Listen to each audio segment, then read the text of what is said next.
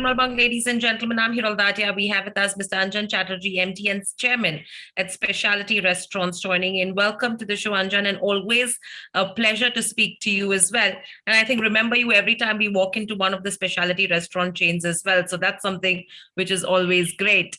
Anjan, overall, in terms of the fourth quarter and FY22 as a whole, how would you actually take the quarter and the year? Because yes, there were a lot of ups and downs due to COVID for the restaurant business. A lot of things picked up post that. So how would you actually describe this?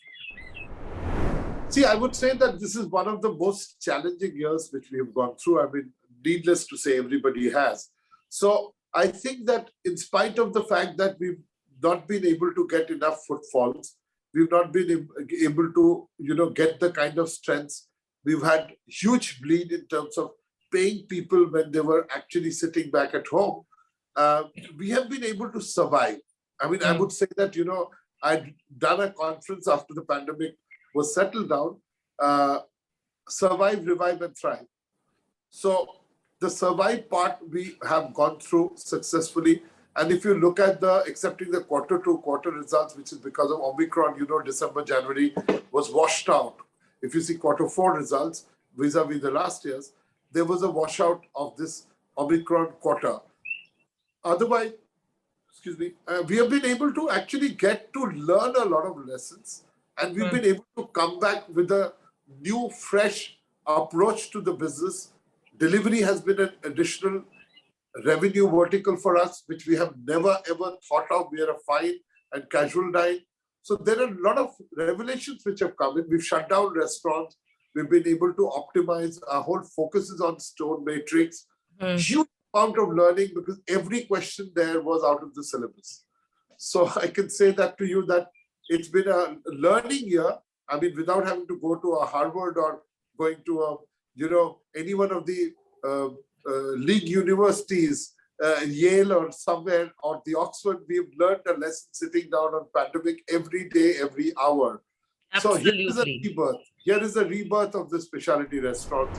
Absolutely. In fact, a lot of brands, a lot of companies have actually used these 2 years of COVID to reinvent themselves, to actually recognize their own potential and what the market needs are, and have seen a complete turnaround. And one such example, as we are talking to, is a specialty restaurants as well. So Anjan, how has that transition been from brick and mortar restaurants to moving on to a cloud kitchen kind of a model as well? Because that's something which you have high concentration on now in terms of growth. You see, very interestingly, as I said some time back, that it's been a new experience for us to get the delivery vertical coming up. Now, since we shut some restaurants during this pandemic, what we did was that wherever we were not represented, our brands like a Minichana, additional Asia Kitchen, Minichana, then after that Zo Calcutta, or it's the Sigri. So what we did, two things. One is that kitchen within kitchen, which was the first learning because we couldn't put up so many cloud kitchens overnight. We had large kitchens where we started optimizing those in multi-brands to be operated. So you're sweating your assets with the same manpower, accepting food costs and the aggregator's commission. You have that on model set, and then quickly as the intermittent, time that we got between the pandemic ups and downs, we started putting up cloud kitchens. So this whole new business is a revelation to us. It's a new avenue for revenue, and also with the fact that because of the fact that we were not getting in enough vision, so there was a lot of ups and downs, uncertainty in the whole environment in terms of external environment, because we didn't know pandemic will settle in and when will it. Even now, as we are talking, that we just somehow fingers crossed settling things down. So hence we said that, okay, brick and mortar is there. Let's try and consolidate on SSG, that's same store growth, and try to optimize the existing assets and add the cloud kitchen. So that's very easy to do, low investments, easy to go in. Of course, we are 100+ crore, humble, treasury lying with us, but still it's important to spend the money where you get the returns. So hence it'll be 3 to 4 brick and mortar restaurants We are on food primarily, but then my son, who's done Hopipola, has done episode, he's wanting to expand that to the right regions, right places.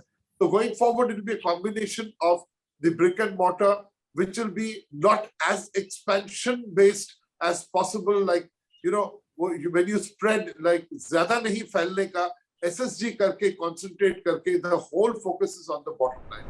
Right. So overall, between brick and mortar as well as delivery kitchens, what's that breakup going to look like if you have to look at the next 12 to 18 months from here on?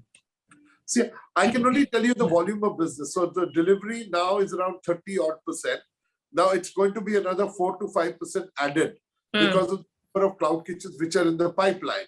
So that particular thing coming in, I think we'll be able to go into around 38 to 40% on deliveries. Because, you know, we need to balance this whole act, because deliveries eventually, you know, no offense meant to the Zomatos and Swiggy's world, there's a huge commission which goes in for no reason. But still, okay, in a cloud kitchen, it's worthwhile because your capex is low. So we have to balance the act. But going forward, this madness about delivery, cloud kitchen is going to die down, you will see, because lots of people who are bullish on all this do not understand that you need a preferred brand, just say mainland China, Calcutta, Asia Kitchen, or any other Sweet Bengal, to anything. You have to go to the platform. You will see your, you know, brothers, sisters, children, everybody goes on the platform and they press mainland China because they have a preferred brand. Similarly for any other category. But you just have an unrecognized brand, which becomes a price-led brand. So in fact, price-led brand is not a brand. So I think that this cloud kitchen mein jahan hamara potential, where we have the, you know, strength, I think we will be able to leverage this in the best possible manner going forward as the numbers are showing. Right. So any inorganic growth opportunities that we are lying either in the brick and mortar or in the cloud kitchen space, Anjan? Cloud kitchen, you don't need to be getting into inorganic because there's no reason, because nobody has a brand as yet, if you ask me. They're all putting their own brands and expanding. But whereas you see that the other side, there could be a possibility to get in an extension of a small area, which would be, you know, initially we've been talking about big inorganic acquisitions. But you see, there's one thing which my son keeps on saying, that Avik, he says that we've been able to give birth to brands which have sustained for 28 years. And we have the capability, we understand, we are in all cuisines. Why would we like to take an international company coming in and doing work? Because if we had no background, we didn't have an historical, then it was different. So I think inorganic is something which I'm at the moment not considering. That's not on the table. Right. And overall, if you have to consider overall footfall, how has that been pre-COVID and post-COVID? I would talk about only the ones which are existing restaurants. And even in terms of the delivery side of it, have you seen a pickup in terms of order intake or order value? Or do you think it's still, that's something which is going down slightly versus brick and mortar? The most important thing is to ensure that, you know, today people have realized through the philosophical part of life that life is short. And people have understood and saved a lot of money during pandemic because they didn't have any activity whatsoever. Little bit of deliveries that they were eating in. So I think there is a abused term called revenge. So revenge eating, revenge tourism, revenge, you know, shopping. I personally feel that the way the flights are full, you can make out, you can see the international destination price of a ticket, the rates in the hotels, and of course, coming into the restaurants. I think that there is some kind of a vengeance with which people are coming back to the footfalls, coming into the restaurants. And I think even the average order value has also gone up by not more than 10%, I would say average. But there is a great amount of resurgence of this whole, you know, living for today. Not living and deferring your happiness and postponing your thing. So that is continuing to be there, and we can see that happening. I don't know how long that will be going on. Of course, there's a little bit of an inflation factor, which actually when you, जब आपको खाना खाना है, 10% and 5% doesn't make a difference. So I think that there is what we've seen in this beginning of the quarter of this year has been very encouraging. And I think that if this goes on, then we are looking at a different picture altogether. Absolutely. And how are you tackling the food inflation that we are being hit with? Is that something which is hitting on the margins as well? When you have a large company and you have great relationship with suppliers who trust you, and also you have a fairly respectable treasury, so you can negotiate rates by doing cash discounts, by being able to support them. But their margins are also eroding. So there is a balance of change. Obviously, there is a additional money which is going on towards that. So what we do is that we look at our line items on a day-to-day basis and try and ensure that how can we compress that without compromising the quality. So the quality is the biggest concern in terms of because of the brand values that we've got. But I think that, yes, it has been a challenge. We've been able to see passing on to the consumer is the easiest thing. Chalo yaar, 15% badha do. But we don't want to stretch it out like that. Otherwise, we would have done it long back. 28 years is a long time for a life cycle of a brand. So I think that we've been intelligently doing that. We have passed on a little bit of money to the consumer and who understands today that everything is expensive because they're facing it in every front of their life. Dal, atta, chawal, flight tickets, hotels. So this is an environment but I don't see any big challenges at this moment. Kal kya hoga, koi bol nahi sakta. Absolutely. And very lastly, Anjan, so if you have to look at a 2 to 3 year perspective from here on, where do you see specialty restaurants and what's the next milestone we should be watching out for? Numbers are something which I can't project for reasons best known, but I can only say this to you that the period of consolidation learning is over now. We are just putting it in action. The whole team is working towards a focus of call to action. And we've had so many of these changes which have come over a period of time, how to work with less number of people, because I don't know if I shared that we've just opened a restaurant in London City. It is in Marble Arch called Chowrangi. So that particular restaurant, I mean, I'm sending my people there to understand that how people on the floor can work with.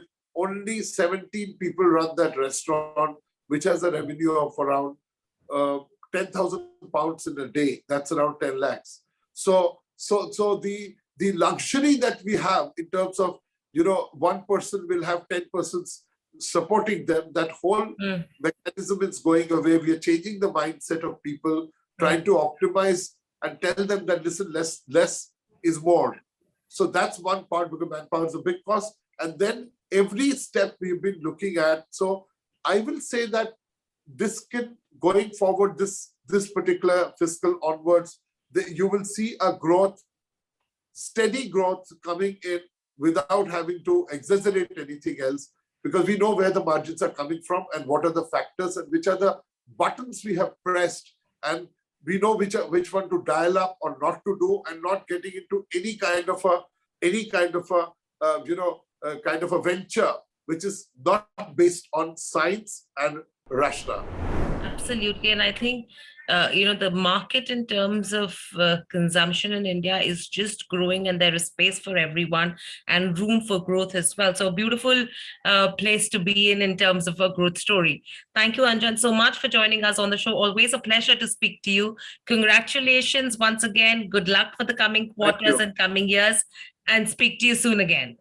Thank you so very much. Thank you, Anjan. Subscribe to our YouTube channel for in-depth interviews of India Inc. and press the bell icon so that you do not miss our updates.